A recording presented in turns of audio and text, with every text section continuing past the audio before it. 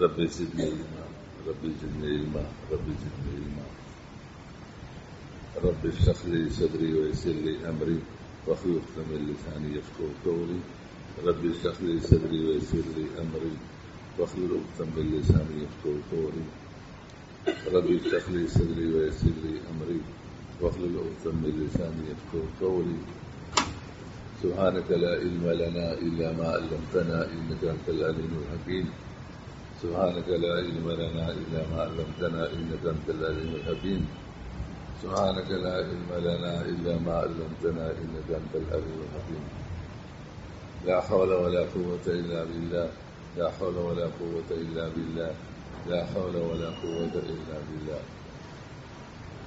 اللهم ارنا الحق حقا وارزقنا اتباعه وارنا الباطل باطلا وارزقنا اجتنابه اللهم ارنا الحق حقا وارزقنا اتباعه وارنا الباطل باطلا وارزقنا اجتنابه اللهم ارنا الحق حقا وارزقنا اتباعه وارنا الباطل باطلا وارزقنا اجتنابه يا صمد يا عزيز يا مغني يا ناصر يا صمد يا عزيز يا مغني يا ناصر يا صمد يا عزيز يا مغني يا ناصر بسم اللہ الرحمن الرحیم. کل کے سبق میں یہ بات ہوئی تھی کہ بینک سے متعلق بنیادی مسائل 3 ہیں. نمبر 1 رقم جمع کرنا، اس کی فقہی تکلیف کیا ہے، اور پھر یہ جائز ہے ناجائز. اگر ناجائز ہے تو اس کے ناجائز ہونے کی وجوہ ہے. نمبر 2 بینک کے پاس جب پیسہ جمع ہو جاتا ہے تو بینک اس سے کاروبار کرتا ہے. اب وہ کاروبار جائز ہے ناجائز ہے؟ اگر ناجائز ہے تو ناجائز ہونے کی وجوہ کیا ہے؟ تیسرا مسئلہ یہ کہ جو لوگ بینک میں رقم جمع کر لیتے ہیں تو مستقبل میں کل یا بعض نکلواتے بھی ہیں. اس نکلوانے کی فقہی تکلیف کیا ہے، اور جو فقہی تکلیف ہے پھر وہ جائز ہے یا ناجائز ہے؟ اگر ناجائز ہے تو ناجائز ہونے کی وجوہ کیا؟ تو کل یہ بات بتائی تھی کہ جو لوگ پیسہ جمع کرتے ہیں تو اس کی فقہی تکلیف یہ ہے کہ یہ 2 عقد قائم کرتے ہیں. ایک عقد شرکاء کے درمیان میں ہوتا ہے اور دوسرا عقد بینک کے ساتھ ہوتا ہے. شرکاء میں جو عقد ہے وہ کیا ہے؟ شرکت اموال بصورت انعام، اور بینک کے ساتھ مضاربت ہے. بینک مضارب ہے اور اکاؤنٹ ہولڈر ارباب الاموال. ہم نے اس کتاب میں لکھا ہے کہ دونوں عقد 6 وجوہ سے فاسد ہیں، اور عقود فاسدہ بحکم ربا. جو سود کا گناہ ہے وہی گناہ ان عقود کی وجہ سے آدمی کو مل جاتا ہے. بھی شرکت اور مضاربت ہوتی ہے بغیر قیمت لگائے، اور عروض اور سامان کو بغیر قیمت لگائے شرکت اور مضاربت کا سرمایہ بنانا کسی مذہب میں جائز نہیں. یہاں تک کہ دارالعلوم والوں کے نزدیک بھی جائز، ان کے حوالے آپ کو نہیں دی، ان کے نزدیک بھی جائز. اب یہ صغرا بھی ہو گیا، کبرا بھی ہو گیا. بینکوں میں عروض کو بغیر قیمت لگائے سرمایہ بنایا جاتا ہے، اور عروض کو بغیر قیمت سرمایہ بنانا کسی مذہب میں بھی جائز نہیں. لہذا بینکوں کی شرکت اور مضاربت کسی مذہب میں بھی جائز نہیں، اور ناجائز عقد شرکت، ناجائز عقد مضاربت یہ بحکم، اس لیے کہ یہ حرام خوری کا ذریعہ ہے. اب اگر آپ سے کوئی پوچھے کہ بغیر قیمت لگائے اگر عروض اور سامان میں شرکت اور مضاربت کی جائے تو اس میں نقصان کیا لازم آتا ہے؟ تو آپ کہیں گے یہ سے عقل بالباطل اور حرام خوری یہ لازم آتی ہے۔ وہ کہتے کیسے لازم آتی ہے؟ تو ہم کیا کہیں گے؟ کہتے ہیں تو ہم کو بھی پتہ نہیں کیسے لازم۔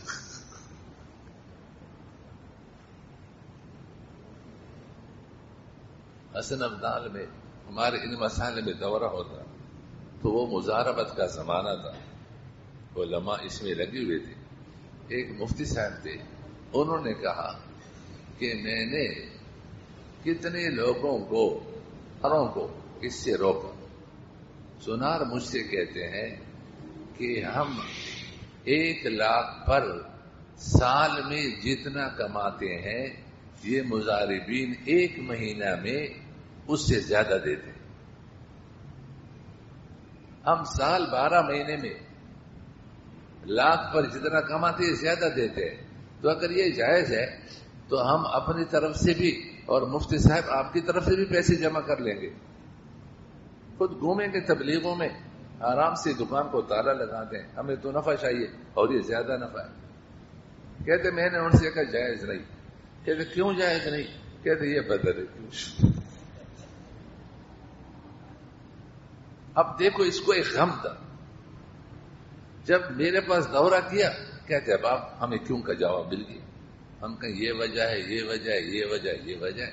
پھر اس نے یاد کر لی، کہتے اب ہم سے کوئی کہے گا کیوں نہ جایا جائے تو ہم بتائیں گے ایک وجہ یہ ہے، ایک یہ ہے، یہ۔ اب آپ نے یہ وجہ تو پڑھ لی کہ عروض اور سامان کو قیمت لگائے بغیر شرکت اور مضاربت کا سرمایہ بنانا کسی مذہب میں جائز اور بینکوں میں ناجائز کام ہوتا ہے، اور اس ناجائز کام سے عقل بالباطل اور حرام خوری لازم ہے۔ اب وہ کہتے کیسے لازم ہے؟ کہ اس صورت میں شرعاً اس کا سرمایہ وہ ہے جو قیمت لگانے کی صورت میں بنتا ہے۔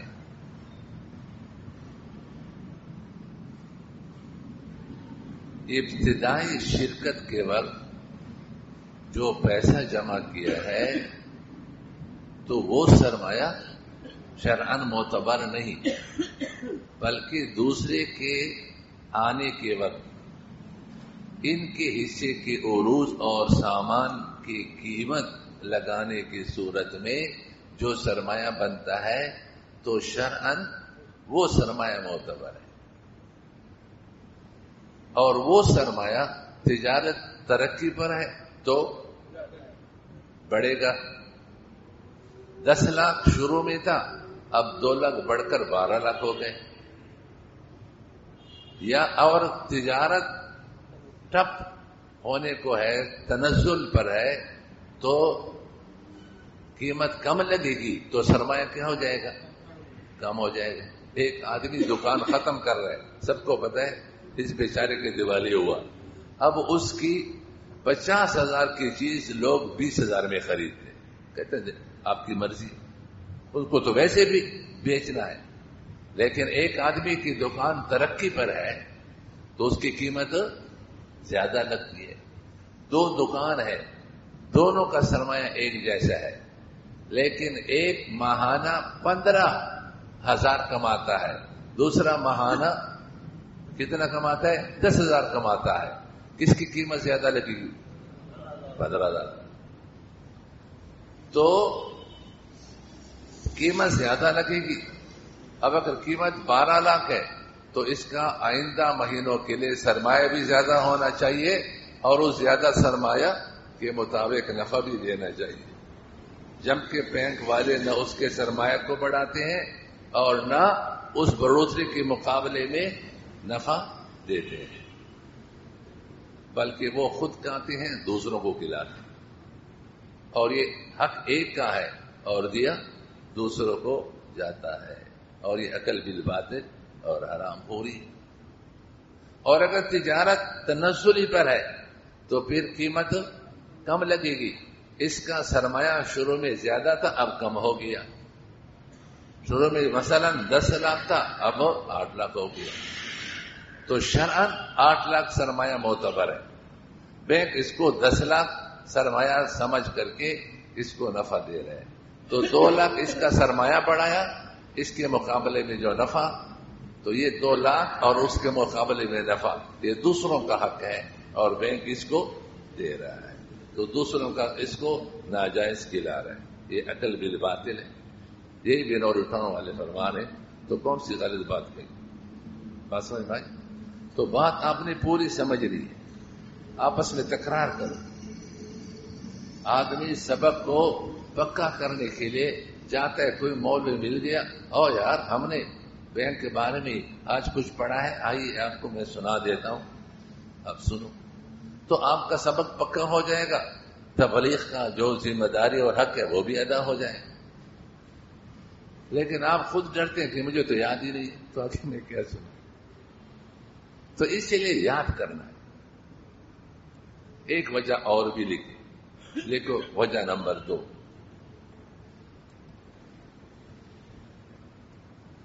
دیون کو، کس چیز کو؟ دیون کو. بھائی ان کو آپ نے کتابیں دی ہے، ہاں؟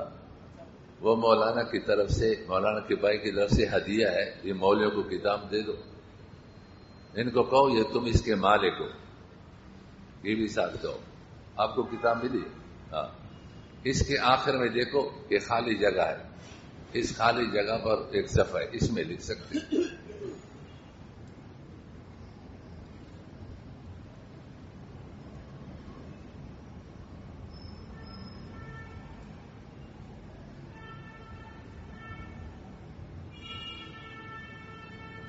دیون کو، کس کو؟ دیون کو. کس کو؟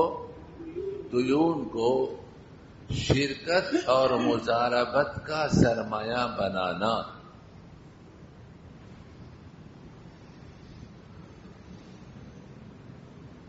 چاروں مذہبوں میں کسی مذہب میں بھی جائز نہیں. چاروں مذہبوں میں کسی مذہب میں بھی جائز نہیں.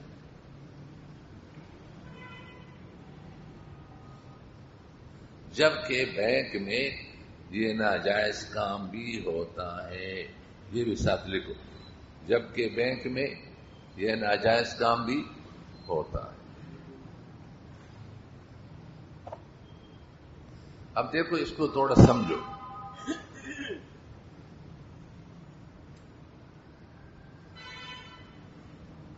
آپ کا نام کیا؟ ذیشان. مولانا ذیشان سے، مولانا ذیشان سے اور مولانا شبیر سے یہ آپس میں شرکت کرنا چاہتے ہیں. کیا کرنا چاہتے ہیں؟ مولانا ذیشان سے 20 لاکھ روپے لے کر آئے. انہوں نے 10 لاکھ روپے نقد دیے اور کہتے کہ 10 لاکھ میرا فلاں کے ذمے ادھار ہے، جب وہاں سے مل جائے گا تو وہ میں دے دوں گا. تو میرا سرمایہ بھی 20 لاکھ لکھو. مولانا سمجھ رہے؟ یا انہوں نے یہ کہا کہ پشاور میں مالاکنڈ کے اندر میرے گھر میں 10 لاکھ پڑے ہوئے ہیں، میں 10 دن 15 دن مہینے میں جل جاؤں گا تو وہ لا کر کے وہ بھی جمع کر دوں گا.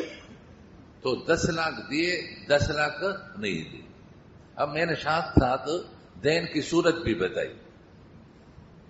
تو آپ نے 10 لاکھ سرمایہ دیا اور 10 لاکھ سرمایہ آپ نے دیا نہیں، بلکہ وہ موجود نہیں. یہ ادھار ہے، دوسرے کے دن میں ادھار ہے، وہ پھر آپ دیں گے. یا غائب ہے، آپ لائیں گے گھر سے. تو شریعت کہہ رہی ہے کہ آپ کی ان سے جو شرکت ہے 10 لاکھ میں تو صحیح ہے، اور جو 10 لاکھ ابھی آپ نے جمع نہیں کیے اور یہ کہا کہ میں بعد میں دوں گا، اس میں آپ کی شرکت جائز نہیں، اس لیے کہ یہ شرکت اموال ہے. کیا ہے؟ اور شرکت اموال میں مال کا موجود ہونا ضروری ہے. ان میں بات ائمہ علیہ رحمہ کے نزدیک بوقت عقد مال کا موجود ہونا ضروری ہے. حنفیہ کے نزدیک ذرا گنجائش ہے کہ اول شرا سے پہلے اگر مال آ جائے تو بھی ٹھیک. اس نے 20 لاکھ دیے، آپ نے 10 لاکھ دیے، کتنے ہو گئے؟ ابھی آپ لوگوں نے کوئی خریداری نہیں کی، آپ لوگ خریداری کریں گے پھر بیچیں گے. مثلا آپ نے کہا کہ کپڑے کا کاروبار کریں گے، تو آپ لوگوں نے کہا ذرا صبر کرو، میرا وہ پیسہ آ جائے پھر خریداری شروع کرتے ہیں. تو ابھی آپ لوگوں نے خریداری شروع نہیں کی کہ آپ کا پیسہ آ گیا، پہلی خریداری شروع کی تو آ گیا تو ٹھیک. اب آپ کی 20 لاکھ اور اس کی 20 لاکھ شرکت ہو جائے گی. لیکن اگر آپ لوگوں نے خریداری شروع کر لی اور خریداری کے بعد وہ پیسہ آئے، اب اس پیسے کو شرکت کا حصہ اور جز بنانا درست نہیں. سمجھ گئے؟ اور یہ تمام مذاہب میں آپ لوگوں نے پڑھا ہے کہ ایک مزاربت بھی ایسا ہے، کسی پر آپ کا 10 لاکھ دین ہے، قرضہ ہے. آپ نے کہا کہ آپ کی ذمہ جو میرا 10 لاکھ دین ہے، اس کو مالی مزاربت اور سرمایہ سمجھ کر اس میں تجارت کرو، آدھا نفع تیرا آدھا نفع میرا. تو یہ جائز ہے؟ کتابوں میں نہیں پڑھا، یہ جائز نہیں. وہ 10 لاکھ پہلے آپ کو ادا کر لے، ادا کرنے کے بعد پھر کیا کریں؟ پھر آپ اس کو دے. بات سمجھ میں آ گئی؟ البتہ اگر ذیشان کا مولانا کو کیا نام، مولانا موتی اللہ کی ذمہ 10 لاکھ قرض ہے، انہوں نے مولانا شبیر صاحب سے کہا کہ مولانا موتی اللہ کی ذمہ میرا 10 لاکھ قرض ہے، آپ اس سے وصول کر لیں میرا وکیل بن کر کے، پھر بطور مزاربت کے اپنے پاس رکھ کر اس میں مزاربت کر. تو ہمارے حنفی مذہب میں یہ صورت کیا ہے؟ جائز ہے. اس لیے کہ آپ کا وکیل بن کر کے مولوی جیسان سے وصول کیا، وصول کرنے کے بعد وہ آپ کا پیسہ آ گیا، اب آپ نے کہا کہ اس میں کرو. لیکن دوسرے بعض مذاہب میں یہ بھی جائز نہیں، یہ بھی جائز نہیں. ذیشان خود وصول کرے، ذیشان خود وصول کرے پھر آپ کو دے، پھر تو جائز ہے. اگر آپ سے کہا مزارے سے کہ وصول کرو پھر مزاربت کرو تو یہ جائز نہیں ہے. بات سمجھ میں آ گئی؟ اب بینکوں میں دیون میں بھی شرکت اور مزاربت ہوتی ہے. اب کرسی نے آپ سے کہا کس طرح ہوتی ہے؟ کہتے ہیں تو ہم کو بھی پتہ نہیں کس طرح ہوتی ہے، بس ہوتی ہے. بھئی کیسے ہوتی ہے؟ اب کیا جواب دیں گے؟ جو ہے کیا ہوتا ہے؟ یہ تو آپ نے تبلیغی بیان شروع کیا، جو ہے جو ہے جو ہے جو ہے. ایک طالب علم پڑھ رہا تھا تو بعض استادوں کی عادت ہوتی ہے، میاں وہاں ایک استاد تھے بنور ٹاؤن میں، بہت امین سیر تھے، تو ان کی عادت تھی میاں، سمجھ گئے میاں. تو طالب علم لکھتا گیا کہ آج استاد نے سبق میں اتنے درجنوں بار لفظ میاں استعمال فرمایا. ٹھیک ہے، تو یہ کہتے جو جو جو جو جو جو کیا مطلب ہے؟ یہ کہو کہ قدیم شرکاء کا سرمایہ 4 حصوں پر منقسم ہوتا ہے. کتنے حصوں پر؟ نمبر 1 منجمد ساسے، نمبر 2 سمجھ، نمبر 3 دیون، نمبر 4 نقود. تو ان چاروں حصوں میں آپ کی شرکت ہوگی. تو دیون میں بھی ہوگی یا نہیں ہوگی؟ جبکہ دیون میں شرکت کسی مذہب میں بھی جائز نہیں. اگر کوئی کہے کہ بینک میں دیون نہیں ہوتے تو کہتے بینک میں کیوں نہیں ہوتے؟ بینک تو نقد پر کوئی بیچتا ہی نہیں، وہ تو ہر چیز ادھار پر بیچتا ہے. ان کے پاس نقد کا سودا، حالانکہ لوگ نقد پر خوش ہوتے ہیں. آپ دکاندار کے پاس جاؤ کہ میں نقد پہ سامان، کہتے ہیں یہ آپ نے بہت بری بات کہی. اگر آپ ادھار کی بات کرتے ہمیں بڑی خوشی ہوتی. بلکہ دکانوں پر لکھا ہوتا ہے آج نقد کل ادھار. وہ جب کل کو آتا ہے کہتے ہیں آپ نے لکھا تھا کہ کل ادھار، تو کل کہتے ہیں وہ کل آج ہوگی. یہ آج میں آ گیا، اب یہ کل میں نہیں آئے گا. اس کل سے وہ کل مراد ہے جو کبھی آنے والا نہیں. ہاں دیکھ، اس نے بھی تجارت کا کوئی شعبہ عملی طور پر اختیار کیا ہوگا. کہتے ہیں نقد بڑے شوق سے، ادھار اگلے شوق سے.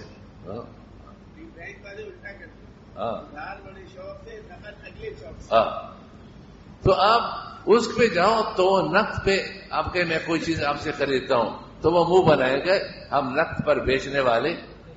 اس لیے خود دارالعلوم کے بعض مفتیوں نے لکھا ہے کہ ان کے جو معاملات ہیں اس سے مدائنہ لازم آتا ہے. مدائنت وَإِذَا تَدَايَنْتُمْ، وہ آیت مدائنہ پڑھی نہیں پڑھی؟ فرمایا اصل تجارت مدائنہ نہیں ہے، اصل تجارت نقد ہے. یہ تو بوقت ضرورت یہ تجارت ہوتی ہے. بوقت ضرورت آدمی ادھار کوئی چیز خریدتا ہے. اصل تجارت کیا ہے؟ نقد پر ہے. جو چیز آپ کو ضرورت ہے تو اپنے وسائل کے مطابق وسائل پیش کرو اور چیز خریدو. ادھار سے تو آپ سب نے پناہ مانگی، پناہ نہیں مانگی. قرض سے، ادھار سے اللہم انی اعوذ بک من المغرم، یا اللہ مقروض بننے سے مجھے پناہ عطا فرما دے. کتنے حدیثوں میں ضلع دین کے بوجھ سے محفوظ فرما دے. تو جس سے آپ سب نے پناہ مانگی ہے وہ اصل شریعت ہو سکتی. اصل تجارت کیا ہے کہ نقد پر، کسی کسی میں ادھار کا بوجھ نہ ہو. یہ تو بوقت مجبوری ہے. اس لیے فرمایا جب تم سفر میں ہو کیا ہو وَتَدَايَنْتُمْ، اور تم مدائنہ کی صورت آئی فرحان و مقبوضہ، تو رہن وغیرہ کے اعتماد کے لیے رکھوا دو تاکہ کل تمہارے لیے پریشانی نہ ہو. تو اصل تجارت یہ ہے. تو یہ اصل تجارت سے انکاری ہے، باغی ہے. بینک میں اصل تجارت نہیں، نقد پر کوئی چیز. ہم نے کہا نا شو روم بناؤ، جو سامان اتنے سال سے تمہارا تجربہ لوگ خریدتے ہیں وہ سامان خرید کر گودام میں رکھو. جو آئے جو نقد پر لے اس کو نقد پر دے، جو ادھار پر اس کو ادھار پر. کیوں نہیں کرتے؟ کرو. وہ کہتے ہیں کہ شو روم بنائیں گے، وہ پھر گودام کو کرائے پر لیں گے تو یہ اخراجات ہمارے بڑھیں گے، اور بینک اخراجات کے لیے نہیں ہے. جو اصلی تجارت ہے اس میں نقصان کا بھی خطرہ ہوتا ہے. اور بینک کا تصور کیا ہے؟ خرما ہی خرما، میٹھا ہی میٹھا، جس میں کڑوے کا نام نہ ہو. عادتاً نقصان کا احتمال نہ ہو. عقلی احتمال تو ہر جگہ ہوتا ہے لیکن عادتاً کوئی احتمال نہ ہو. بات سمجھ میں آ گئی؟ تو ہم نے یہ چیزیں کہی. تو خود دارالعلوم کے مفتی محمود اشرف صاحب نے لکھا ہے کہ ان کے جو معاملات ہیں اکثر وہ مدائنہ پیدا کرتے جو کبھی ضرورت کے بغیر کہتے مناسب نہیں. خود انہوں نے بھی لکھا ہے کہ مناسب ہو، اس لیے یہ نامناسب کام بینکوں میں روزانہ ہوتا ہے اور قانوناً ہوتا ہے. اور یہ طے کیا ہے کہ ہم یہ نامناسب کام ہمیشہ کریں گے, کبھی چھوڑیں گے نہیں. کیا الفاظ ہیں مجھے دے دیں.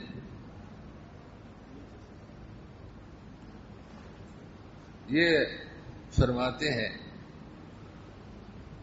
اگر کوئی شخص مجھ سے ذاتی طور پر دریافت کرتا ہے کہ میں اسلامی بینکوں سے مالی معاملہ کروں یا نہ کروں. یہ کون فرما رہے ہیں؟ حضرت مفتی محمود اشرف سے رحمت اللہ علیہ. یہ مفتی عاشق الہی سے رحمت اللہ کے صاحبزادے ہیں جن کا نام ہے مولانا عبد الرحمان کوثر صاحب.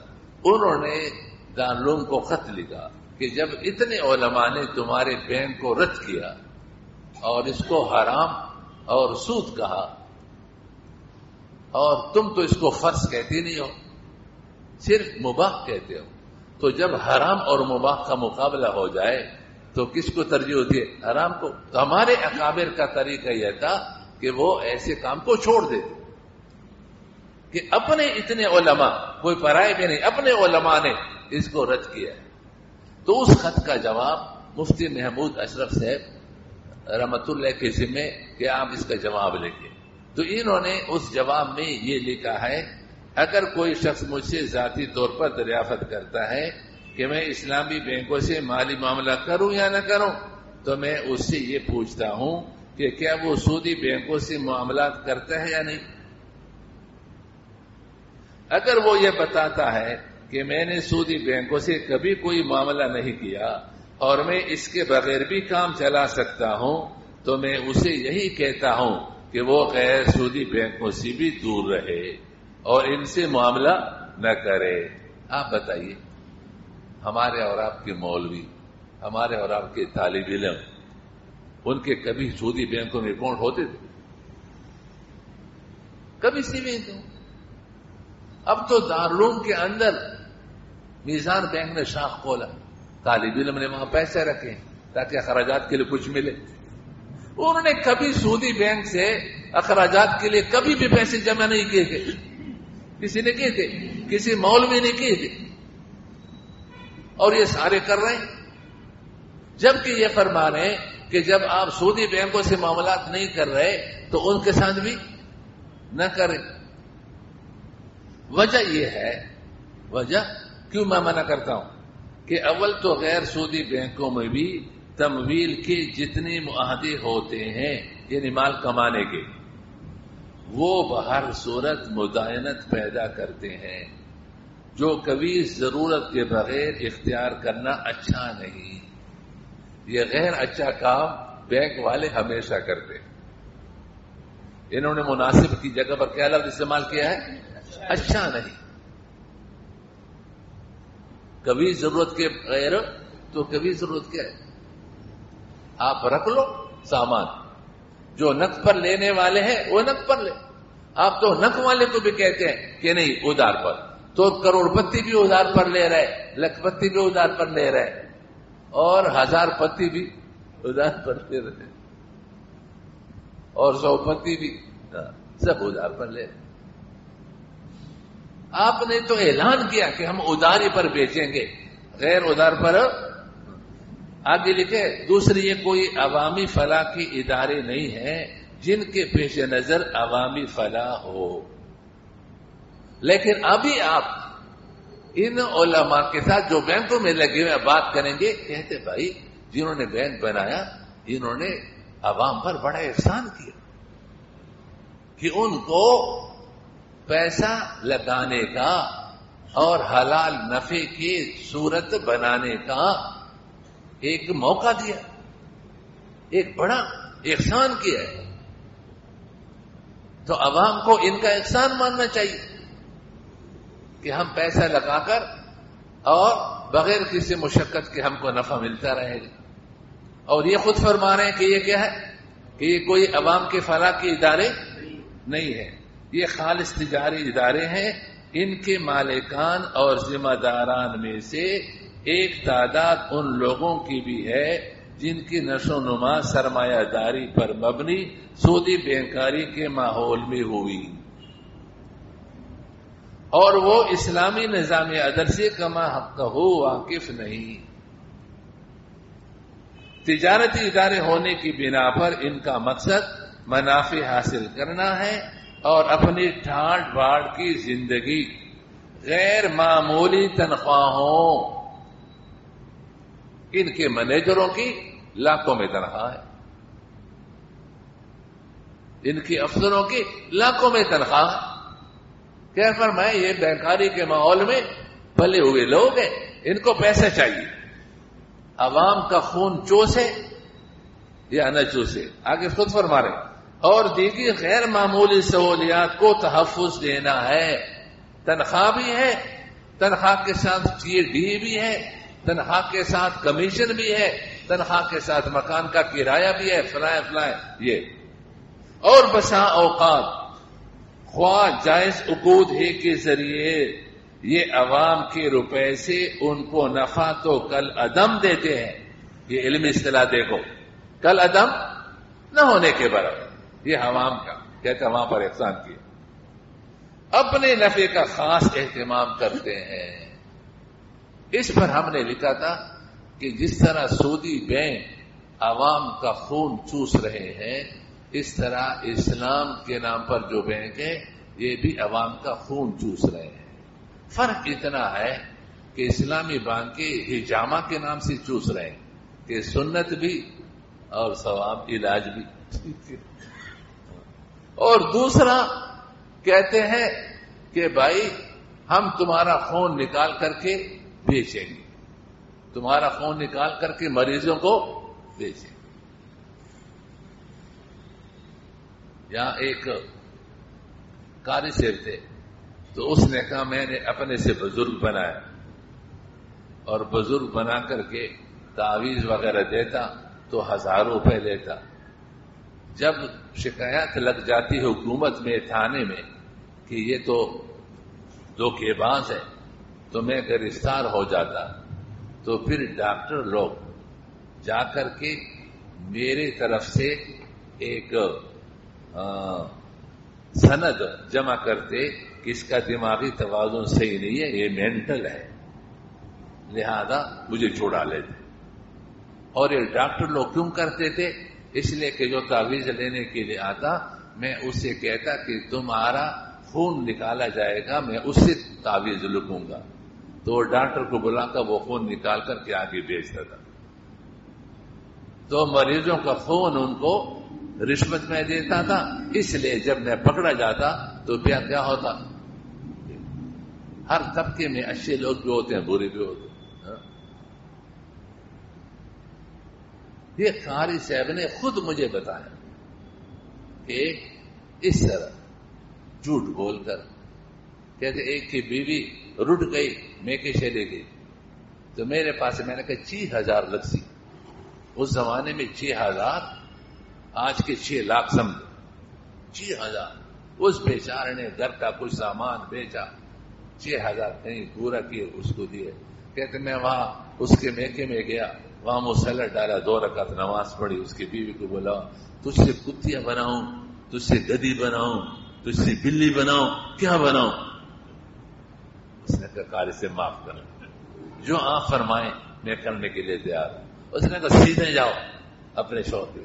کہتے ٹھیک ہے تیار. کہتے چلی گئی. 2-3 دن کے بعد پھر رٹ کر کے چلی گئی میکے میں. پھر وہ میرے پاس آ کے تو پھر چلی گئی. کہتے میں نے کہا 6000 اور لگ.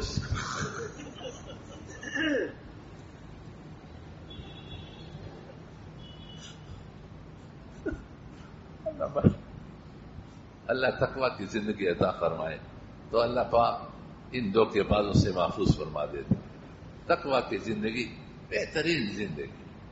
ہمارے اصحاب حضرات فرماتے تھے, حضرت حکیم سے رحمہ اللہ بھی یہی فرماتے تھے, حضرت مفتی سے رحمہ اللہ بھی, کہ حضرت حاجی مرزا اللہ رحمہ اللہ فرماتے تھے کہ مولوی علم کے ساتھ تقوی کو جمع کرے, اللہ تعالیٰ دنیا کی نعمتیں بھی اس کے قدموں میں ڈال دے گا اور آخرت بھی ان کی.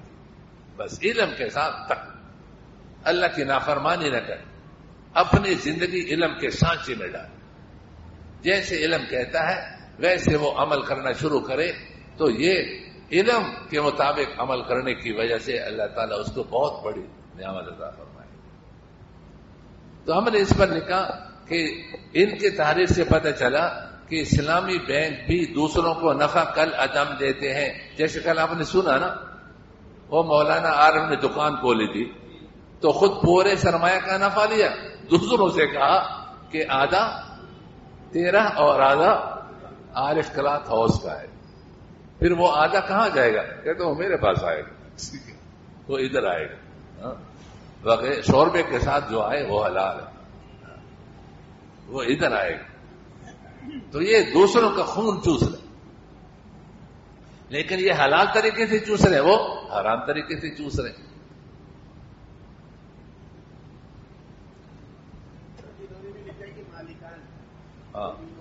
ہاں وہی انہوں نے بھی لکھا کہ اس کے مالکان اور ذمہ دار. تو یہ بات آپ کو بتا دیں کہ دیون تو جو قدیم شرکا ہے ان کے سرمایہ کے 4 حصوں پر منقسم ہے. ایک حصہ کیا ہے؟ تو آنے والے کا دیون میں بھی کیا ہو رہی ہے، اور دیون ایک طرف سے نقد ہو، دوسری طرف دیون ہو، سرمایہ حاضر اور موجود نہ ہو، تو یہ کسی کے نزدیک بھی جائز نہیں.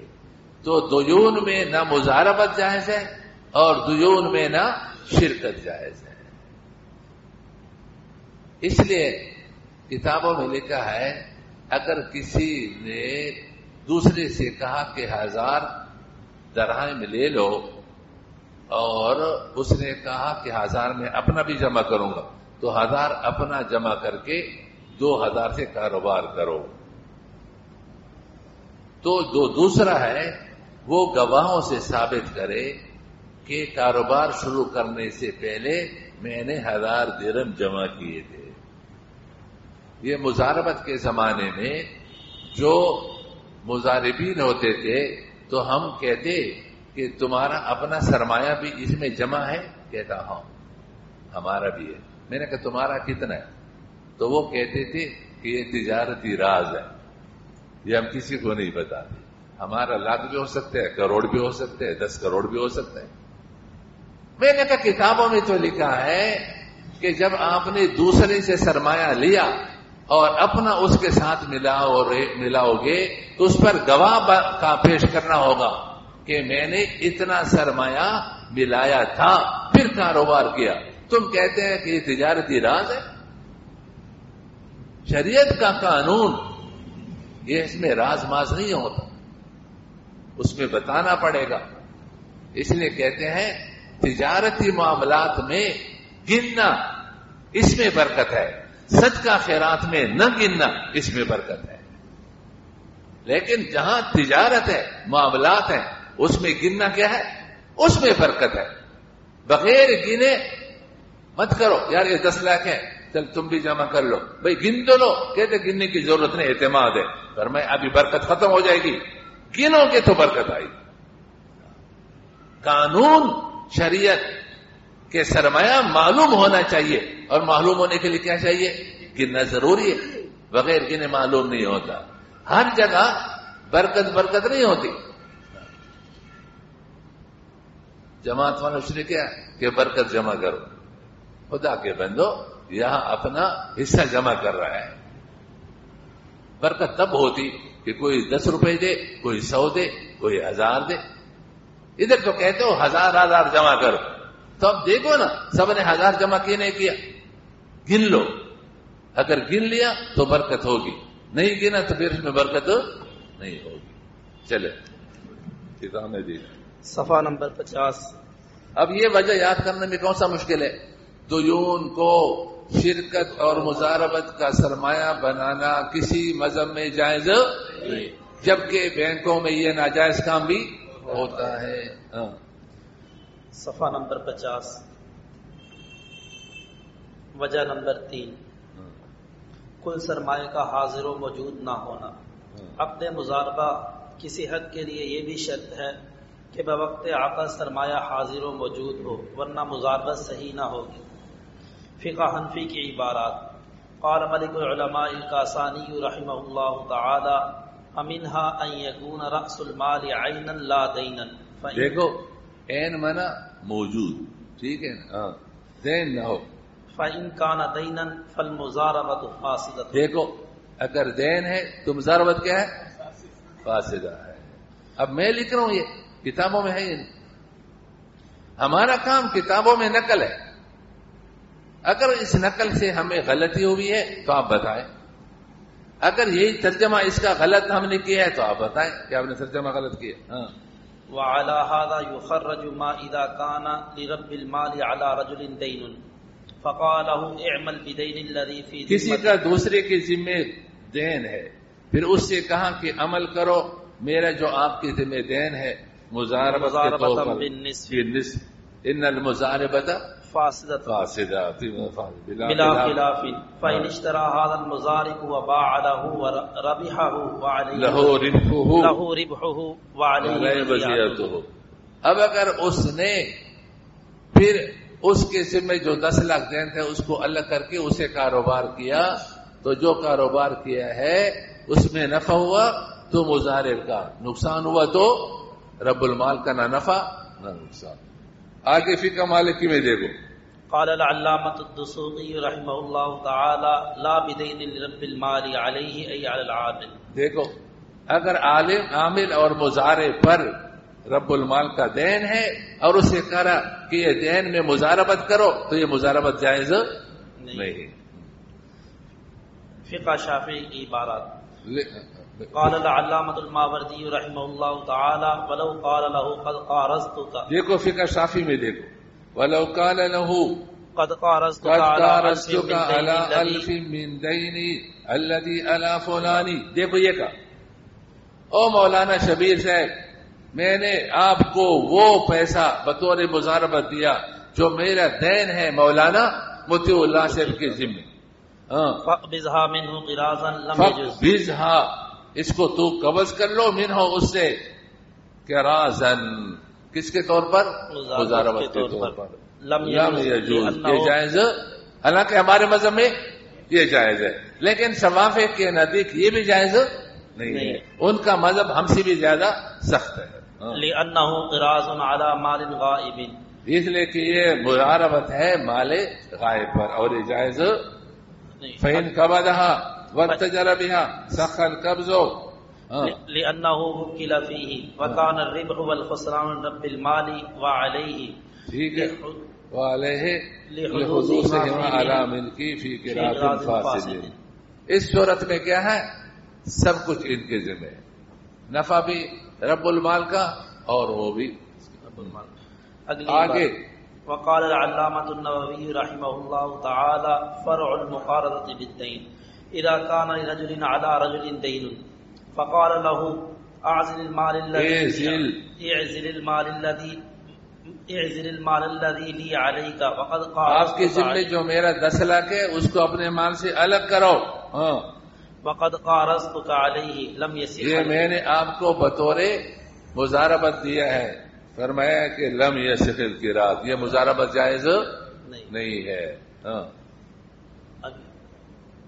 لأن الإنسان لا يصح قبضه دين غيره من نفسه ولأنه قراض على صفة فلم يصح. اس لیے کہ اپنے آپ سے دین پر قبضہ کرنا یہ جائز صحیح نہیں ہے.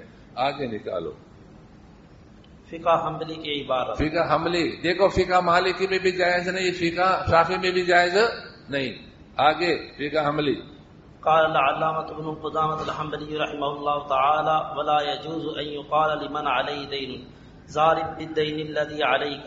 نص أحمد على هذا وهو قول أكثر أهل العلم ولا نعلم فيه مخالفا. ہم میں اسے کوئی مخالفت کرنے والے کو نہیں جانتے. قال ابن الموزن اجمع کیا ہے؟ اجماع ہے.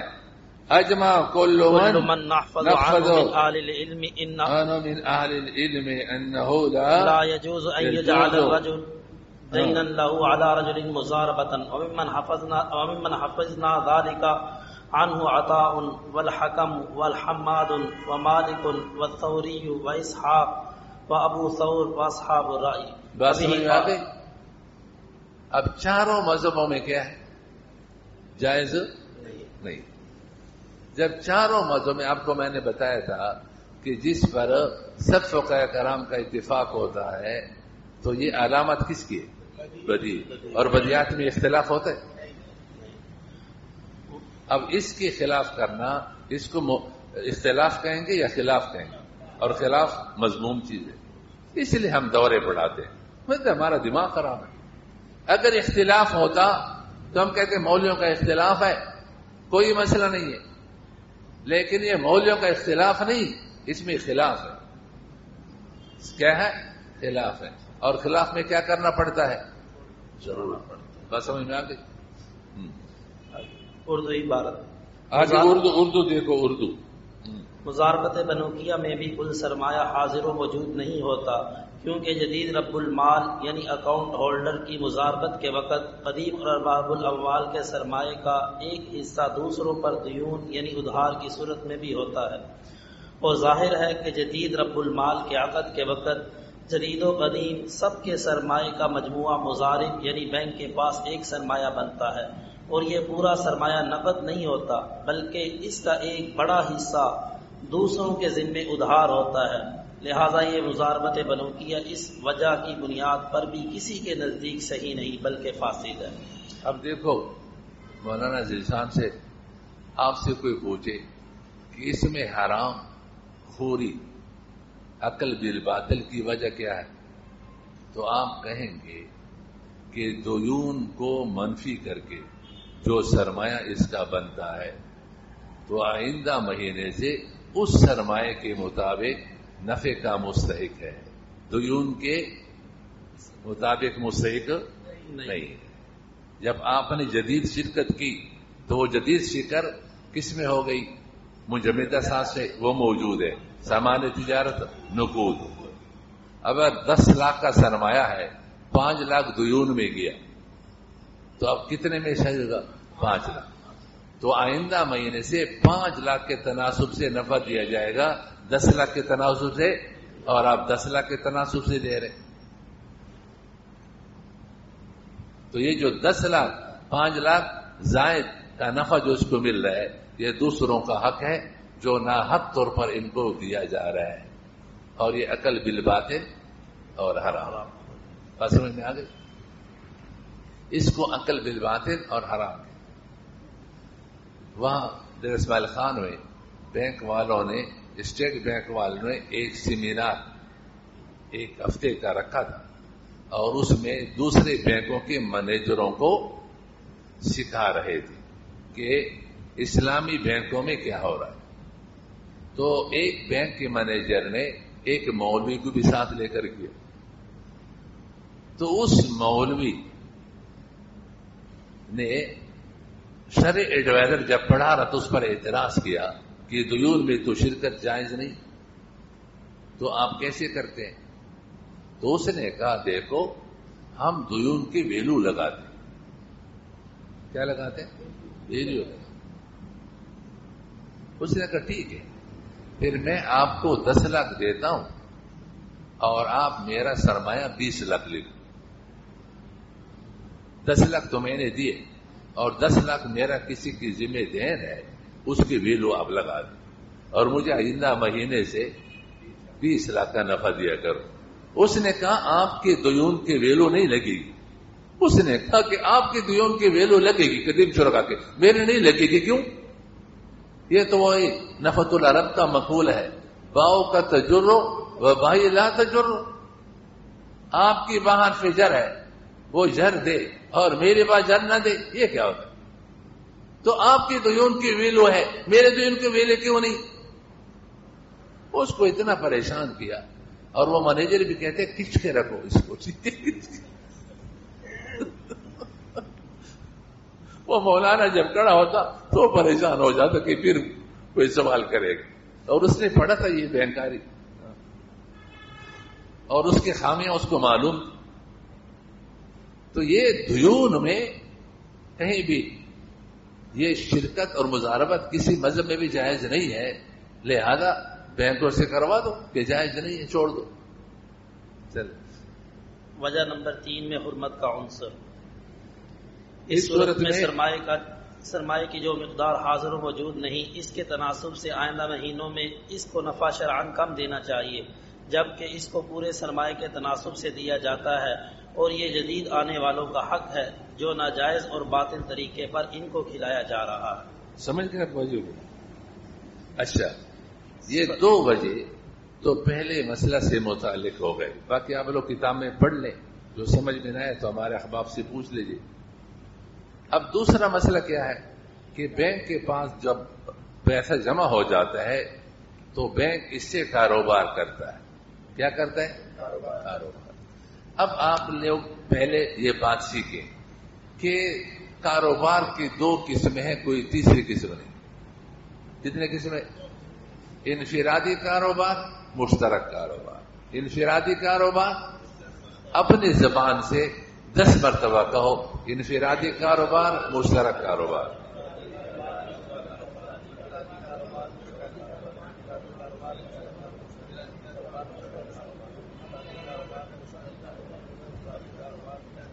یاد کرو مسئلے کو۔ انفرادی کاروبار کس کو کہتے ہیں؟ سرمایہ بھی اپنا، محنت بھی اپنی۔ سرمایہ بھی اپنا، محنت بھی۔ مولانا ظاہر سے آپ کے پاس 10 لاکھ سرمایہ ہے اور آپ نے اسی 10 لاکھ سے کپڑے کی دکان کھولی، خود اس میں بیٹھتے ہو، تو سرمایہ بھی اپنا، محنت بھی اپنا۔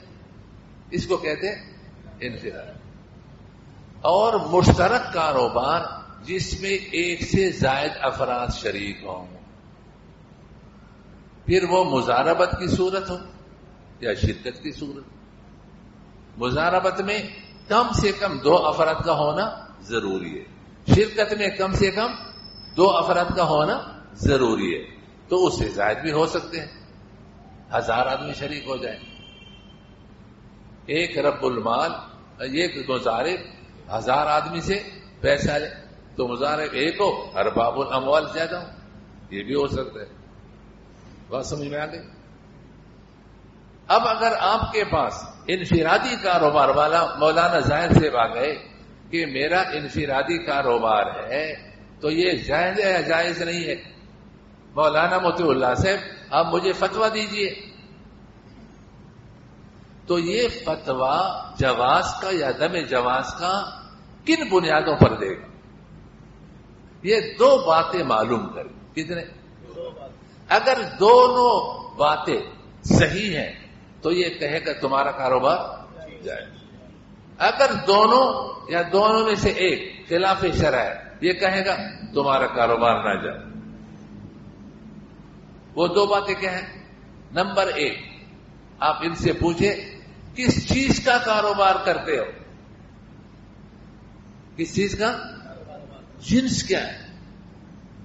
اگر اس نے کہا میں شراب کا کاروبار کرتا ہوں، ملا کا شراب کا کاروبار کرتا ہوں، تو اب کیا کہے؟ قطع۔ ہیرون کا کاروبار انا للہ، آپ کیا کہیں گے؟ نہ جائے۔ اس نے کہا کپڑے کا کاروبار کرتا ہوں، یہ صحیح ہے۔ برتنوں کا کاروبار کرتا ہوں، آپ کیا کہیں گے؟ صحیح۔ کتابوں کا کاروبار کرتا ہوں، صحیح۔ پہلی بات کیا ہو گئی؟ صحیح ہے۔ اچھا، دوسری بات کیا پوچھے گا؟ نمبر 2، روزمرہ کے معاملات کیا ہیں؟ روزمرہ کے یعنی کس طرح خریدتے بیچتے ہو؟ آپ لوگوں نے بیوع صحیحہ، بیوع فاسدہ، بیوع مکروہہ، بیوع باطلہ یہ نہیں پڑھے؟ یہ کتاب البیوع میں یہ روزمرہ کے معاملات بتائیں کہ ایک تاجر روزمرہ کے معاملات کس طرح کرے، سامان خریدے کیسے، بیچے کیسے۔ تو آپ نے اس سے پوچھنا ہے روزمرہ کے معاملات کس طرح کرتے ہو، پھر موٹی موٹی باتیں اس سے پوچھے کہ مولانا ظاہر سے آپ کے پاس یہ مولانا شبیر سے تشریف لے آئے اور ایک کپڑا پسند کیا اور آپ سے کہا کہ اس کپڑے کے کتنے تان آپ کے پاس اس وقت موجود ہے؟ آپ نے کہا 1 2 3 4 5 موجود ہے۔ اس نے کہا مجھے اسی درجے اور کوالٹی کے 10 تان چاہیے. اب یہاں پر ایک تو یہ ہے کہ انہوں نے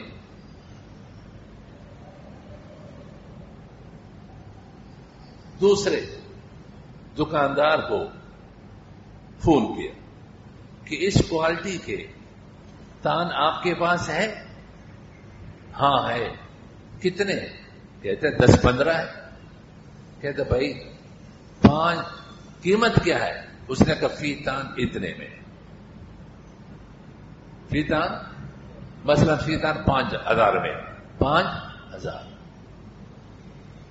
اس نے مولانا سے کہا کہ بھائی 5 تان یہ ہے، باقی میرے گودام میں پڑے ہوئے ہیں. اور جھوٹے علم اس لیے حاصل کیا کہ جھوٹ بولے. اس نے جھوٹ بولا کہ میرے گودام میں پڑے ہوئے. حالانکہ گودام میں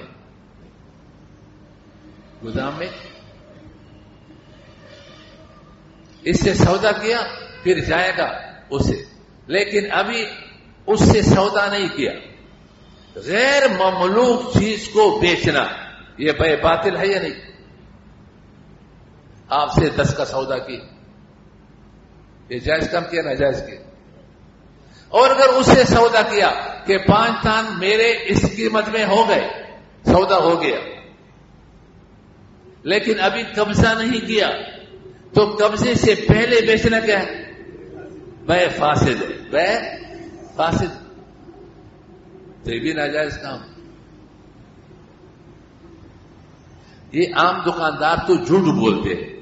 مولانا زاہد صاحب نے اس کو صاف کہا کہ مولانا چونکہ میں آپ سے حلال حرام کا مسئلہ پوچھ رہا ہوں تو میں گاہک سے اس طرح، ہمارے کچھ دکاندار غلط بیانی کرتے ہیں، ہم نے وہاں سودا نہیں کیا یا سودا کر لیا قبضہ نہیں کیا، اس کو بیچ دیا. تو مولانا کہے گا تمہارا کام ٹھیک نہیں ہے، تمہارا کام اس میں تو بوئے باطلہ بوئے فاسدہ جاری ہے، یہ ٹھیک نہیں ہے. اور اگر یہ کہے کہ مولانا میں بذات خود گاہک سے کہتا ہوں کہ 5 تان یہ میرے قبضے میں بھی ہے، ملک میں بھی ہے، باقی میرے پاس نہیں، خرید کر کے لاؤں گا، اگر آپ مزید 5 بھی مجھ سے لینا چاہتے ہو تو میں اسی قیمت پر میں آپ کو بیچنے کا وعدہ کرتا ہوں. کیا کرتا ہوں؟ بے نہیں کرتا ہوں، وعدہ بے کرتا ہوں. اور مولانا وعدے پر میں گاہک کو مجبور نہیں کرتا ہوں، اگر آپ کی مرضی ہو آپ آ کر کے وعدے کے مطابق لے جاؤ، نہیں ہو تو نہ لے. پھر میں چلے جاتا ہوں، اس سے خرید لیتا ہوں، قبضے میں کر کے لا دیتا ہوں. ان کو کہتا ہوں 1 گھنٹہ کے بعد آؤ. 1 گھنٹے کے بعد جب یہ آتا ہے میں نے کہا بھائی دے یہ تان میں لا چکا ہوں، اگر آپ کو پسند ہے خوش ہے تو لے لو، نہیں پسند تو نہ لو. تو وہ 5 اور بھی لے لیتا ہے. تو یہ کیا کہے گا؟ ماشاءاللہ آپ کا یہ کام کیا ہے؟ جائز. چمن میں ایک جلسے میں گیا تھا تو ماشاء الحمدللہ اللہ کا کرم ہے، جہاں بیٹھتے ہیں تو مسائل شروع ہو جاتے ہیں. تو عشاء کے بعد کھانا تھا تو تجار بھی تھے، علماء بھی تھے، تو تجارت کے مسائل بھی شروع ہو گئے. تو میں نے جب یہ مسئلہ بتایا تو ایک تاجر نے کہا کہ کتنے دکاندار ایسے ہیں جنہوں نے میری دکان کو گودام بنایا ہے. گاہک کو گودام کہتے ہیں کہ میرے گودام میں پڑا ہوا ہے، حالانکہ میرے پاس پھر آ کر کے مجھ سے خرید لیتے ہیں، پھر گاہک کو دیتے ہیں آگے. یہ جھوٹ بازار میں شروع ہے. گوادر میں ہم گئے تھے، وہاں ہمارا دورہ تھا. الباسط مسجد بالکل ساحل پر ہے، اسی میں. دیکھو اللہ ہم سب کو دین کی خاطر، دین کی تبلیغ، افادات کی خاطر پوری دنیا میں گھمائے. آج گوادر کے پلاٹوں کے لیے جو گھومتے تھے، سفر کرتے تھے، آج رو رہے. کتنے رو رہے کہ گوادر میں ہمارا پیسہ ڈوب گیا. مدینہ منورہ میں کچھ ساتھیوں نے کہا کہ اس طرح نہ ہمیں پلاٹ معلوم ہے کس جگہ پر ہے، پیسہ بھی گیا، پلاٹ کا بھی پتہ نہیں ہے. اب ہم زکات دے سکتے ہیں نہیں. اور پیروں نے مولیوں نے لوگوں کو جو مارا اللہ بچائے. بیت المقدس سٹی، ایسے خوبصورت نام رکھے تھے. گوادر والوں نے مجھ سے کہا کہ لاہور کے ایئرپورٹ پر ہم نے گوادر کے جو نقشے دیکھے تو ہم حیران ہو گئے کہ ہم تو گوادر کی رہائش ہیں، یہ گوادر تو وہاں پر نہیں. وہ جو ہم نے نقشے دیکھے تو کچھ اور ہے، ادھر گوادر میں تو یہ چیزیں نہیں ہیں، یہ کہاں سے؟ تو ایسے خوبصورت نام رکھے تھے، مدینہ سٹی، مبارک سٹی، فلاں فلاں ایسے. اور پھر اس میں مکانات اور سدریاں اور یہ سوئمنگ پول ہے اور یہ جو ہے نا یہ باغیچہ ہے اور یہ آپ پارک ہے اور یہ فلاں ہے. ان سے آپ پوچھو کہ جس زمین کا آپ نے نقشہ بنائی آپ کو پتہ ہے؟ کہ ہم کو کہاں معلوم، وہ سکوں والا مسئلہ ہے. رضوان کہاں جو بیچنے والے اس کو پتہ نہیں. مجھ سے مسئلہ پوچھا کہ فائل بیچنا، میں نے کہا زمین کے بغیر فائل بیچنا جائز نہیں ہے. زمین معلوم، مبی معلوم ہونا چاہیے کہ یہ مبی ہے، وہ جگہ معلوم ہونا چاہیے. اور قبضہ دینا یہ مقدور تسلیم ہونا چاہیے. تو تمہارے قبضے میں نہیں تو آگے دوسرے کو کیا تسلیم کرو گے؟ اور کتنے ہمارے مولویوں نے جو تھوڑے تھوڑے پیسے جمع کیے تھے انہوں نے بھی اس لیے کہ یہ ترغیب دیتے کہ وہ مولوی پلاٹ لے لو کسی وقت کام آئے تو مولوی بھی کہتے. مجھے بھی بعض نے ترغیبات دی، ایک سٹی والے نے مجھے بھی ترغیب دی، میں نے ترغیب سنی، میں نے کہا اللہ بچائے. اور ایک دن میں نے مسجد میں نماز پڑھائی، جب گھر جا رہا تھا ایک گلگت ہمارے محلے میں تھے، کہتے ایک مہمان ہے آپ سے ملنا چاہتے ہیں. بیٹھ گئے. یہ وہ زمانہ تھا کہ گوادر کی زمینیں سونے کے پاؤں بکتی تھی، عروج پر تھی. تو میں بیٹھ گیا تو وہ مہمان کہنے لگا میں نے گوادر میں بہت زمین خریدی ہے بیچنے کے لیے، تو اس زمین میں سے ایک پلاٹ آپ کو ہدیہ تحفے میں دینا چاہتا ہوں. میں نے کہا جزاکم اللہ، اللہ آپ کو خوب خوب جناز دے، مجھے گوادر کا پلاٹ نہیں چاہیے، آپ کسی اور کو دیں، بس بات ہی ختم. آپ مجھے پلاٹ دیں گے تو میں گوادر کا سفر کروں گا کس کے لیے؟ پلاٹ دیکھنے کے لیے. تو میں تبلیغ کے لیے کیوں نہ جاؤں؟ پھر میرے رب نے ایک زمانہ لایا کہ فوکر میں بیٹھ کر پہاڑوں کی تفریح کرتے ہوئے، فوکر نیچے جاتا ہے تو پہاڑوں کی تفریح کرتے ہوئے گوادر پہنچے. اور بالکل ساحل کے سامنے الباسط مسجد میں ہمارا دورہ تھا. بیچ میں جمعہ آیا، میرے ساتھ 20-25 افراد ہوتے ہیں علماء، 7-8 مسجدوں میں انہوں نے جمعے پڑھائے، اللہ کا قانون سنایا. پھر لوگوں نے کہا گوادر کی زمین ہل گئی. اللہ ہم سب کو ایسے علماء بنائے جس علاقے میں جائیں تو پتہ چل جائے کہ کوئی آیا ہے. ایسا نہ ہو وہ ہاتھی کے کان میں ایک مچھر نے رات گزاری، صبح جب جانے لگا تو ہاتھی سے کہا معذرت، معاف کرنا، بغیر اجازت کے میں نے رات گزاری. اس نے کہا مجھے تو نہ تیرے آنے کی خبر ہے تیرے جانے کی خبر، تو کب آیا ہے کو کب چلا گیا، معافی مانگ رہا ہے. اگر تو معافی نہ مانگتا مجھے پتہ نہیں چلتا. تو ملا گیا آ گیا، کچھ پتہ نہیں چلا کہ کوئی علاقے میں کوئی آیا ہے. یہ ملا نہیں ہے، کچھ بھی نہیں. ملا ہو علاقے میں آگ لگا دو، علاقے میں اللہ کے قانون کا غلغلہ مچا. ایک غیر عالم حضرت خواجہ مظہور رحمت اللہ علیہ ریلوے اسٹیشن پہ اترے، ملاقات کے لیے لوگ آئے تھے. اس وقت 5-10 منٹ بعد کی ہندو اسٹیٹ ماسٹر بھی مجمع میں کھڑا تھا، اس کی بات سنی. اس نے کہا یہ کہاں جا رہا ہے؟ اس نے کہا فلاں علاقے میں. اس نے کہا 10 منٹ میں تو اس نے اسٹیشن کو ہلایا. وہاں ہفتے میں کیا طوفان برپا کرے گا. اللہ کی محبت میں ایسا اپنے آپ کو رنگاؤ، اللہ کے دین کے ساتھ ایسا وابستگی اختیار کرو کہ جہاں جاؤ ایسا بولو کہ اس علاقے میں زلزلہ ہو جائے، زلزلہ آ جائے، طوفان پڑتا ہو جائے. جی ہے ملا، اللہ تعالیٰ ہم سب کو ایسا بنائے. اللہ ایسا بنائے، ایسا بنے گے تو اللہ کام لے. ورنہ ہے کہ چلا آیا وایا، ملا کو کچھ پتہ نہیں چلا. چلو یہ بتا دیا. تو میں بتا رہا تھا کہ انفرادی کاروبار. اب انہوں نے اگر کہا کہ میں وعدہ بے کرتا ہوں، بے نہیں کرتا ہوں، اور پھر وعدہ کی وجہ سے اس کو مجبور بھی نہیں کرتا ہوں، اختیار دیتا ہوں، ہم کہتے ہیں ماشاءاللہ تمہارا کاروبار صحیح ہے. اس طرح ہم نے کہا کہ تان بیچتے ہو، کیسے بیچتے ہو؟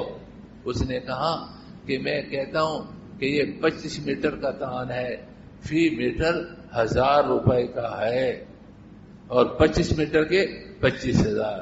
پھر بغیر گزانہ کے دیتا ہوں. مولا پھسل گئے تھے، وہ مولا تو پھسل گئے. مولا جب آپ نے یہ کہہ دیا کہ یہ 25 میٹر کا تان ہے، فی میٹر 1000 کا ہے، اب فی میٹر مقصود بن گیا. اب گزانہ اور ناپنا کیا ہو گیا؟ ضروری ہو گیا. بغیر ناپ کے دھوکے تو جائز نہیں ہو گیا. اگر ملا نے کہا کہ نہ، میں کہتا ہوں 1000 میٹر کا تان ہے اور 25,000 میں ہے، فی میٹر کتنے میں پڑتا ہے اس کا میں ذکر نہیں کرتا ہوں، ہم کہتے ہیں بھائی ماشاء اللہ، اور بغیر گزانے کے دیتا ہوں، ہم کہ جائز. یہ کیا ہے؟ جائز. تو موٹے موٹے مسائل پوچھ لیں، اگر شریعت کے مطابق ہیں کہیں گے ماشاءاللہ آپ کا جو پہلا سوال ہے وہ بھی ٹھیک ہے، دوسرا بھی ٹھیک ہے، آپ کا کاروبار جائز ہے.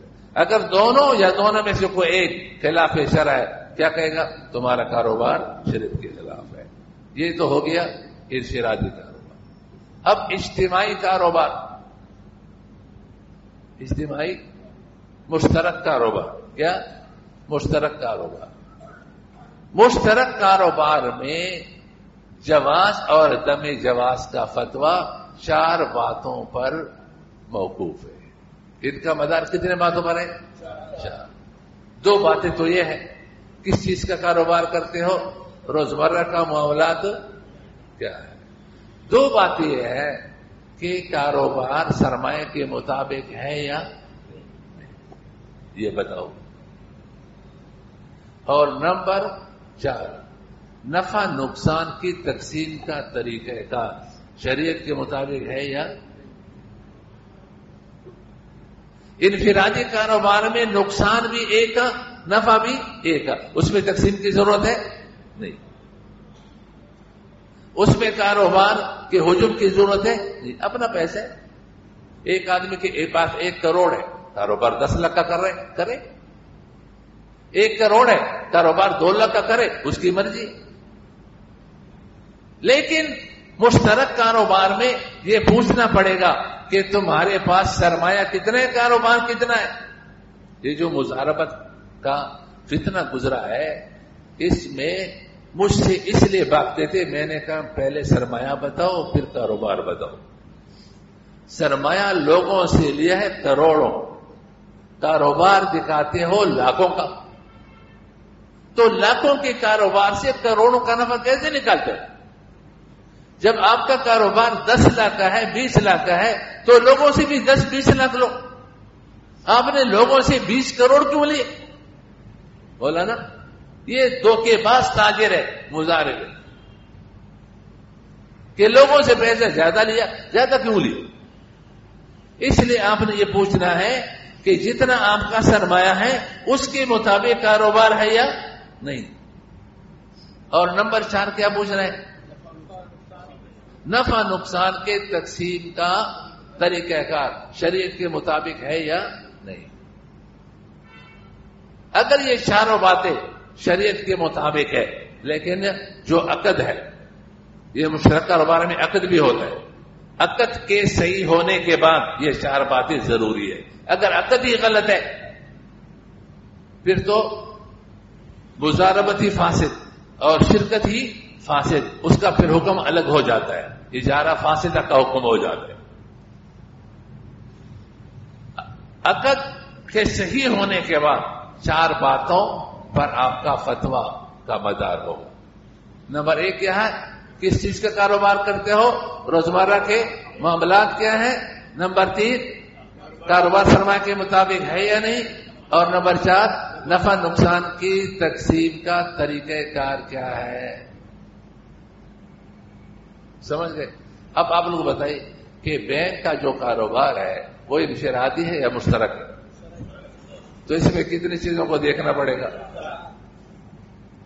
چونکہ ہمارا اور آپ کا وقت کم ہے اس لیے آپ کو ایک بات روزمرہ کے معاملات کے بارے میں بتائی جاتی ہے اور ایک بات پھر نفع کی تقسیم کا طریقہ کار کے بارے میں. آپ لوگ جانتے ہو کہ عقود میں اگر شرط فاسد لگ جائے تو وہ عقد کیا ہو جاتا ہے؟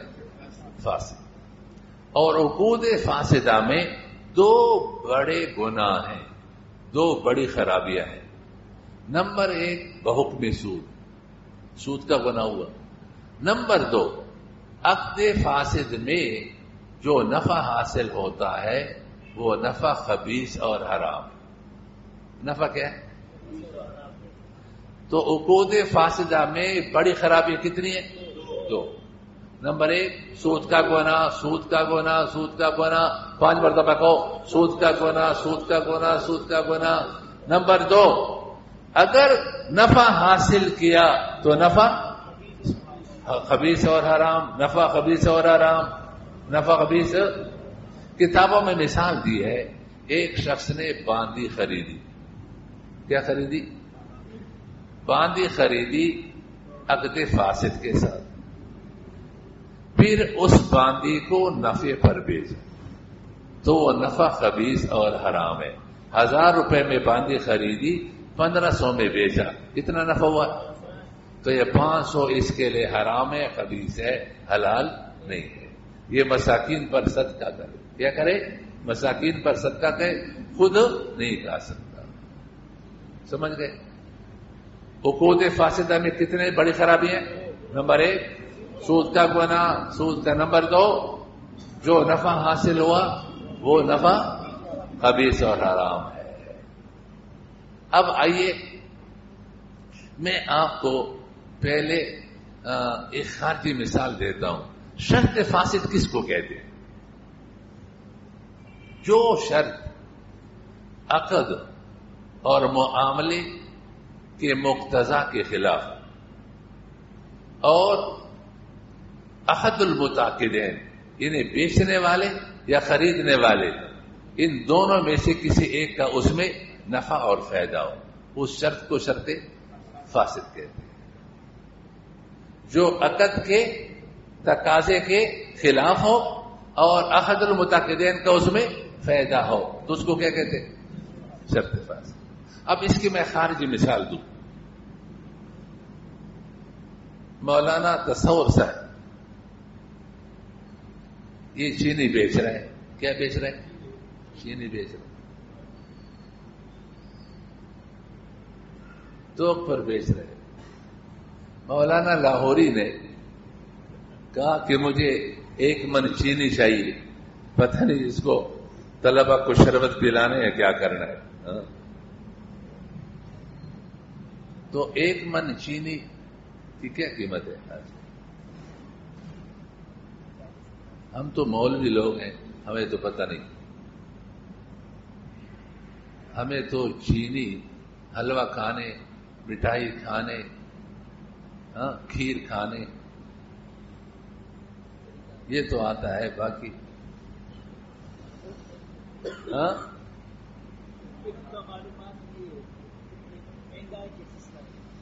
نہیں. کتنے؟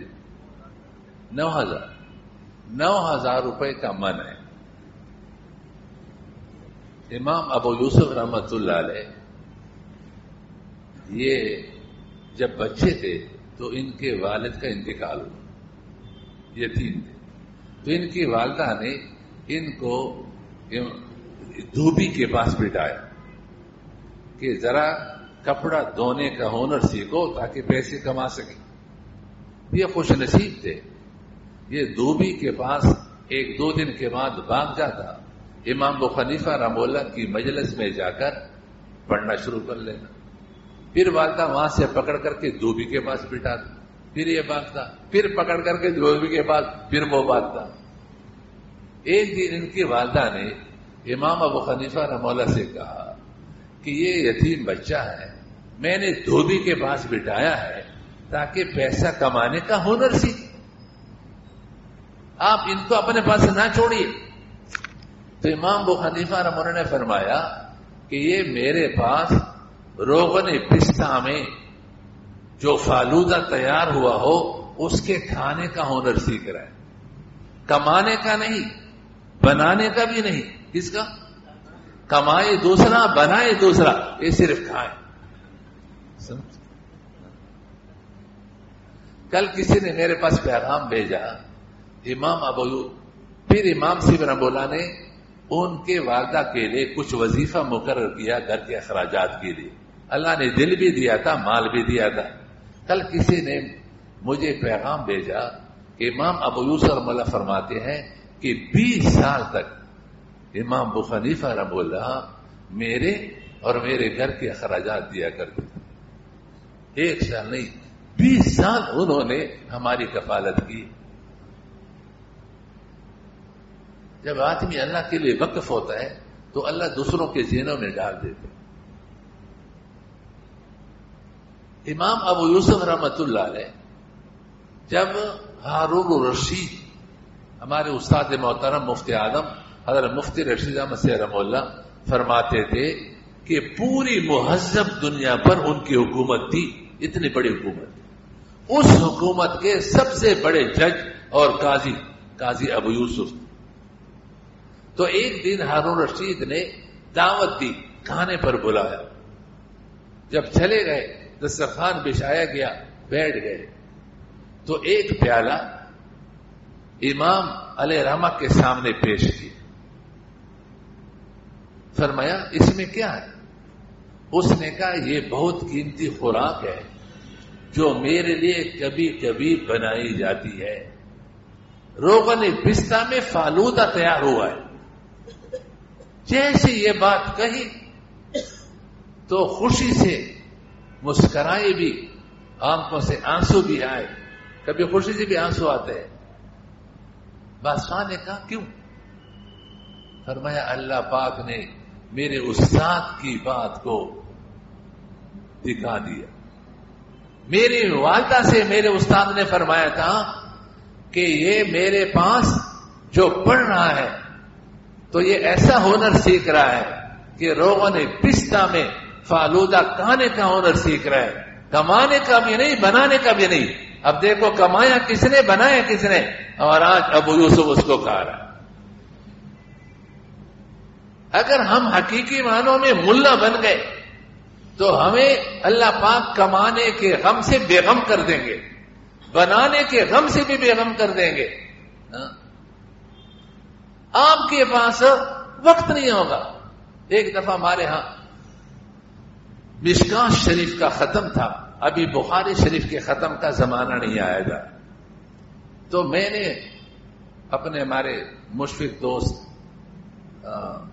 اور بڑے حضرت مفتی محمد یوسف افشانی سے دان برکاتہم علیہ کو ہمیشہ کے لیے صحت مند رکھے اور طویل زندگی کیفیت کے ساتھ عطا فرمائے، ان کو میں نے دعوت دی تو وہ تشریف لائے تھے، تو بیٹھے تھے جامعہ فاروقیہ کے طلبہ نے فون کیا کہ حضرت ہم نے آپ لوگوں کے لیے کھانا رکھا ہے۔ پھر وہاں بیٹھنے سے ایک اور جگہ سے فون آیا کہ کھانا ہمارے پاس کھائیے۔ میں نے کہا کہ میں نے وقت سے پہلے آپ لوگوں کے لیے کھانے کا نظم کیا۔ پھر ایک چوتھی جگہ سے فون آیا کہ کھانا ہمارے پاس کھائیے۔ فرمایا دیکھیے لوگ کھانے کے لیے پریشان ہیں، ہمارے پاس وقت نہیں کھانے۔ اللہ پاک نے ہمارے رزق کو اتنا بڑھایا کہ ہمارے پاس وقت نہیں ہے۔ اب 4 جگہوں سے اصرار ہے ہمارے پاس کھاؤ، ہمارے پاس کھاؤ، پیٹ تو ایک ہے، ایک جگہ کھانا پڑے۔ ہمارے مدرسے کے استاد ہے مفتی جبیل خان سے، وہ کہتے ہیں کہ اگر کرایہ پر پیٹ ملتی کیا ہی اچھا ہوتا۔ جب دعوت ہوتی 2-3 پیٹ کرایہ پر لے جاتے یہ مرغن اور مزیدار کھانے آرام سے ہم کھا لیتے، لیکن کرایہ پر پیٹ ملتے نہیں، افسوس نہیں کرنا پڑتے. ٹھیک ہے، اللہ کو پتا تھا کہ یہ میرے بندے پیٹو ہے، پیٹو، اس لیے جنت میں اللہ پاک نے پیٹ میں یہ صلاحیت رکھی کہ ایک آدمی 100 آدمی جتنا کھائے. کتنا کھاتا رہے گا جتنا 100 آدمی کھاتے ہیں، اور کھانے کے بعد ایک ڈکار سب حاضر، پسینہ آ گیا سب حاضر. یہ پریشانی نہیں ہوگی کہ پیٹ میں درد ہو جائے گا، سینے کا جلن ہوگا. ڈاکٹر صاحب کی خدمت میں گزارش کہ سینے کے جلن کے لیے کوئی گولی، کوئی پیکسول، کوئی دوا اس کی ضرورت نہیں. پیٹ میں مروڑ ہو جائے گا، کچھ بھی نہیں ہے. اللہ کو پتا تھا، اس لیے اتنے کھانے جنت میں اللہ نے رکھے، مولا عین رات ولا اذن سمعت ولا خطر علی قلب بشر. اللہ کو پتا تھا، اس لیے بے شمار قسم قسم کے کھانے اور قسم قسم کے مشروبات اللہ پاک نے، قسم قسم کے پھل رکھے. بس اللہ پاک نے جب ایمان دیا ہے تو انشاءاللہ ہمارے ایمان کی حفاظت فرمائیں، تو انشاءاللہ اللہ جنت بھی دے گا. تو 9,000 قیمت، تم کو جلدی بولنا چاہیے کہ 9,000 ہے. یہ کہتے مجھے خود معلوم نہیں. طالب علم ہے.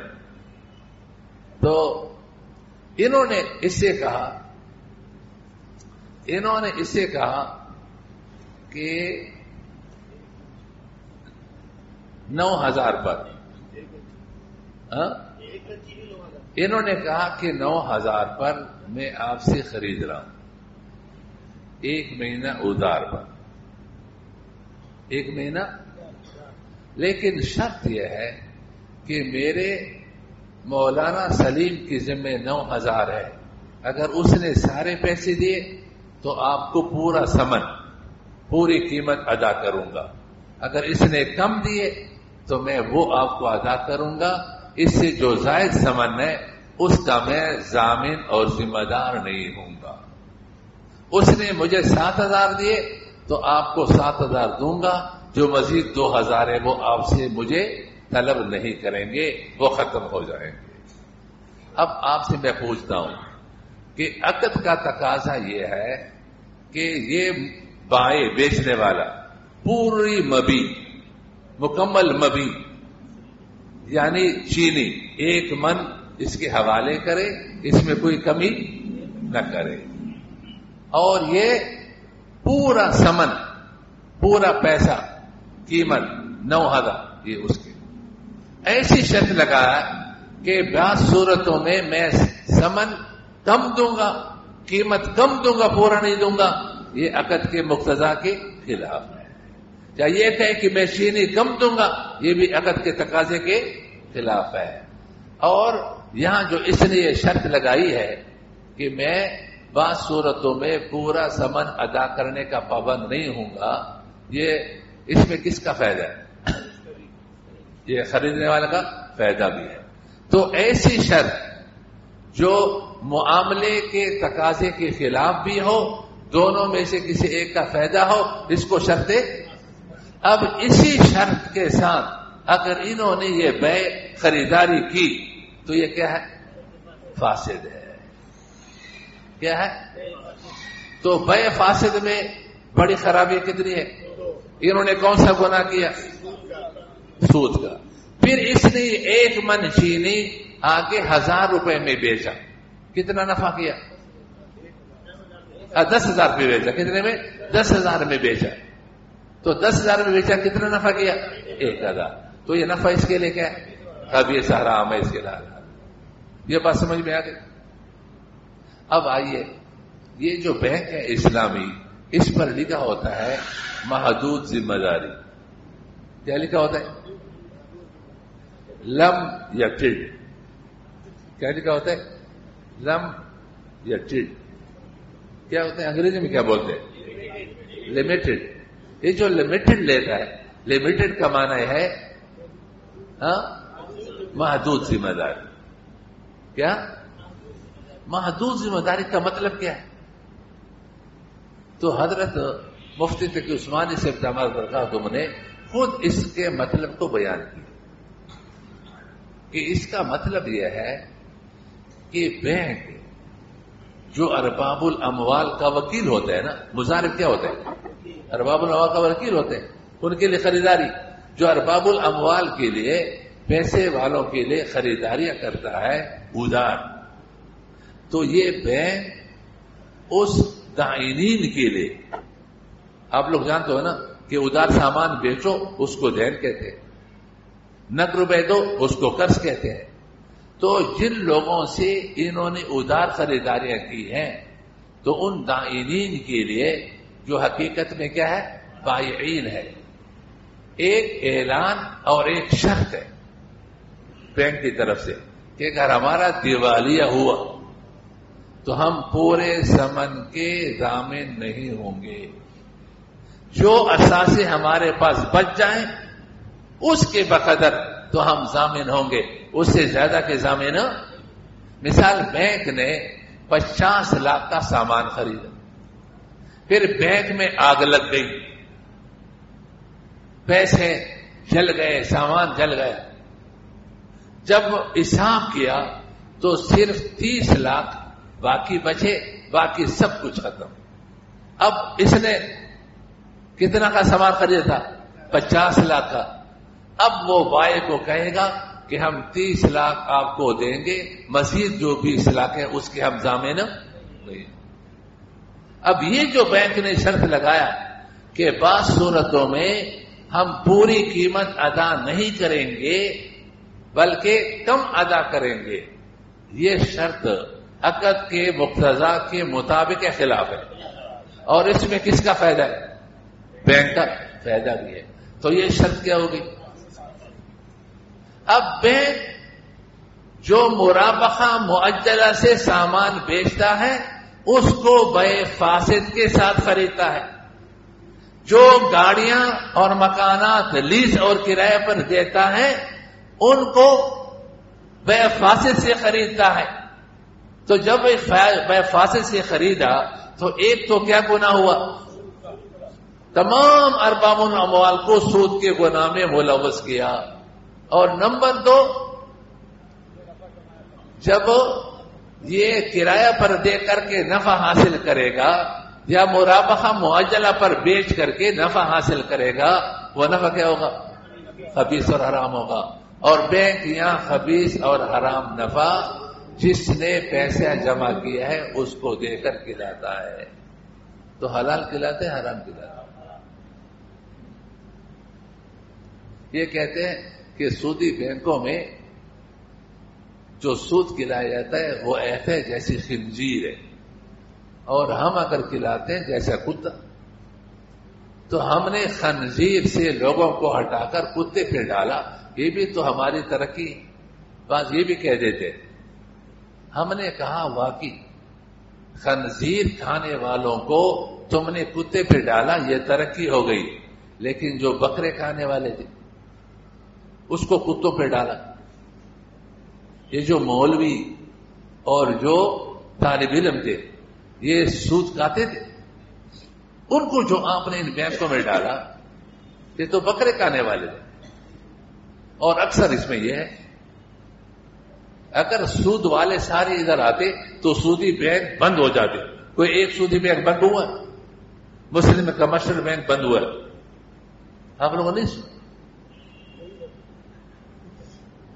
الائنڈ بینک بند ہو گئی، حبیب بینک بند ہو گئی، کوئی سودی بینک بند ہو، بلکہ اور بڑھ رہے.